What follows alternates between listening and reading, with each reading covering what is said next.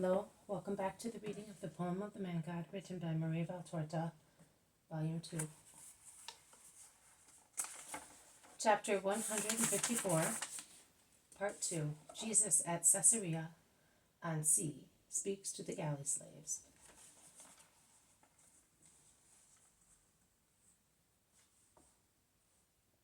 O mighty masters, consider that you all come from the same origin. Do not act cruelly against those who by misfortune have come under your power, and be human also to those whom a crime has tied to the bench of a galley. Man sins many times. No man is without sins, which are more or less secret. If you considered that, you would be really good to your brothers, who, not so lucky as you are, have been punished for crimes which you also have committed, without, however, being punished for them. Human justice is such a doubtful thing in judging, that it would be dreadful if divine justice were like it. There are guilty people who do not appear to be so, whereas innocent people are considered guilty. Let us not ask why. It would be too grave an accusation against unjust men who hate their fellow men. There are people who are really guilty, but have been led to perpetuate a crime by overbearing circumstances that somewhat extenuate their crime. But be therefore human, you who are in charge of galleys. Above human justice there is a much higher divine justice, the justice of the true God, who created kings and slaves, rocks and grains of sand. He watches you, both you on the oars, and you who are in charge of the crew. Woe betide you if you are cruel without any reason. I, Jesus Christ, the Messiah of the true God, can assure you, at your death, he will tie you to an eternal galley and will entrust the demons with a blood-stained lash, and you will be tortured and struck exactly as you did. Because if according to human law a criminal is to be punished, you must not overstep all limits. Remember that. A man who is powerful today may be miserable tomorrow. God only is eternal. I would like to change your hearts, and above all, I would like to untie your fetters, give you back your freedom, and send you back to your fatherlands. But my dear galley slaves, you are my brothers. You cannot see my face, but your sorely wounded hearts are well known to me. Instead of the freedom and fatherlands, which I cannot give you now, while you are the poor slaves of mighty men, I will give you a greater freedom and fatherland. For your sake, I have become a prisoner myself, far from my fatherland. I will redeem you by offering myself in ransom, because you are not the disgrace of the world, as men call you, but the shame of man who forgets the limits of the rigors of war and justice. I will make a new law for you on the earth and a pleasant abode for you in heaven. Remember my name, O children of God who are weeping. It is the name of a friend. Repeat it in your suffering. Be sure that if you love me, you will have me, even if we never see one another on the earth. I am Jesus Christ, the Savior, your friend. I comfort you in the name of the true God. May peace come to you soon. A crowd of people, mainly Romans, have gathered round Jesus, whose new ideas have astonished everybody. By Jove, you have made me ponder on new things, of which I had never thought before. I feel they are true. Publius Quintilianus looks at Jesus, pensive and moved at the same time. It is so, my friend. If man used his brains, he would never go so far as to commit a crime. By Jove! By Jove, wonderful words. I must remember them. You said, if man uses his brains, he would never go as far as to commit a crime. It is true. You are really a great man, you know. Every man who wanted could be as great as I am, if he were all one with God.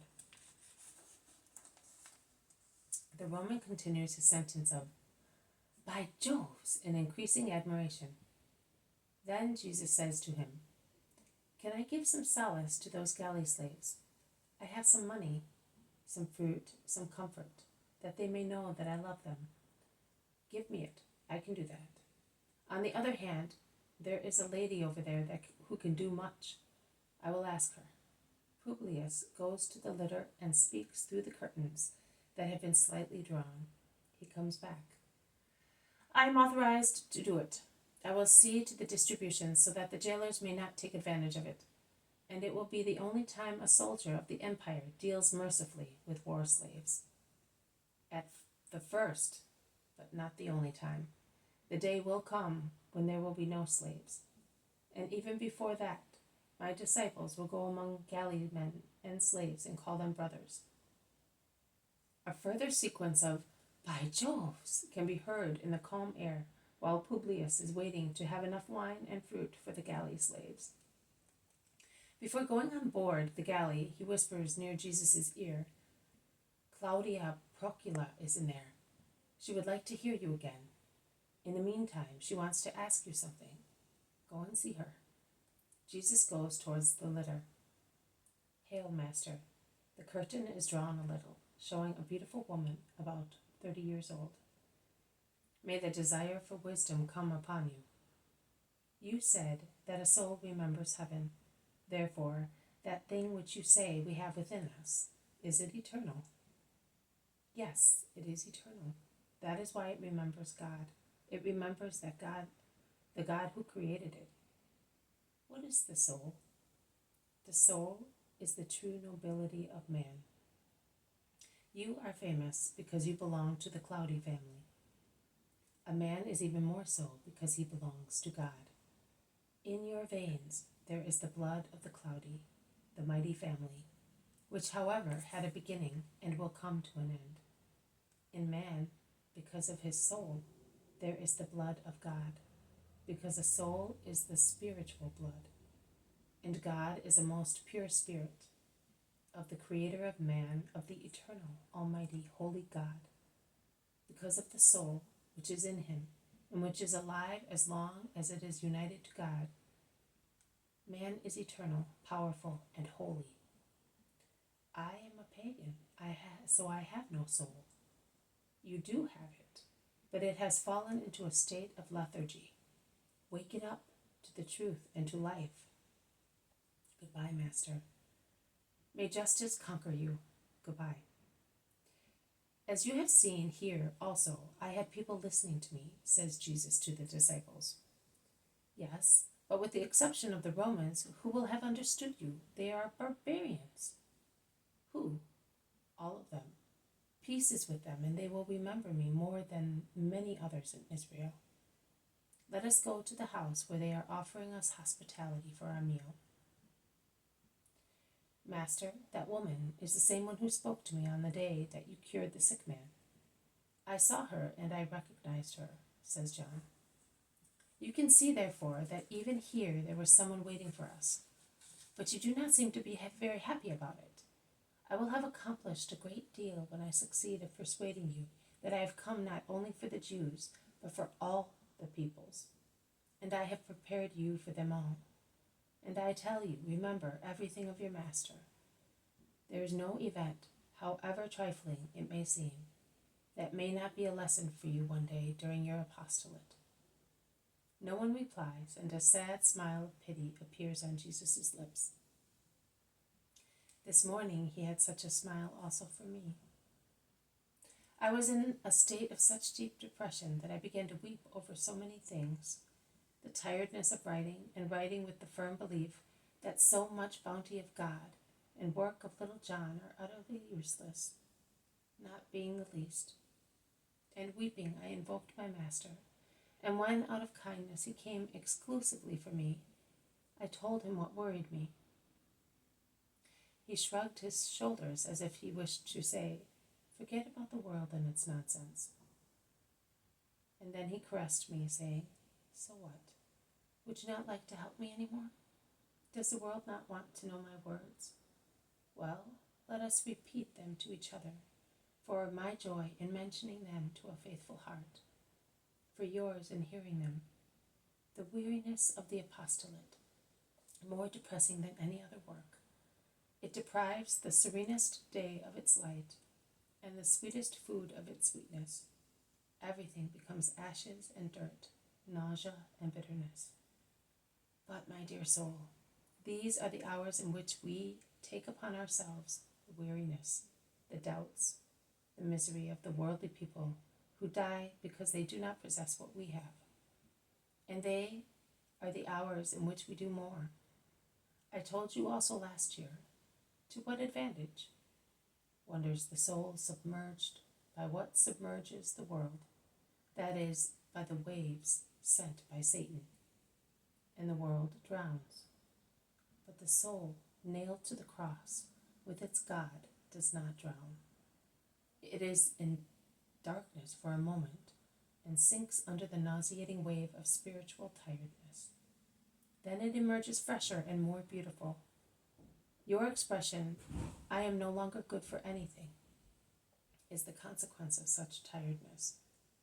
You would never be good for anything, but I am always I, and thus you will always be good for your task of mouthpiece.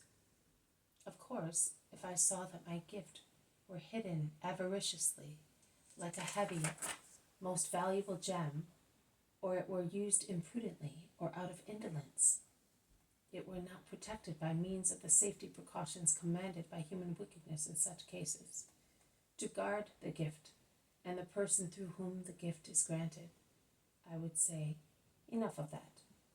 And this time, without any possible recurrence, enough for everybody, with the exception of my little soul, which today looks just a little flower in a downpour. And with such caresses, can you doubt my love for you? Cheer up. You helped me in wartime. Help me again now. There is so much to be done. And I calmed down under the caress of the long hand and of the very kind smile of my Jesus, so candid as when he is all for me. This has been a reading from the poem of the Man God, written by Maria Valtorta, Volume 2. Chapter 154, Part 2. Jesus at Caesarea on Sea speaks to the Galley-Slaves. Thank you for listening. I will see you tomorrow. May God bless you, and may peace be with you.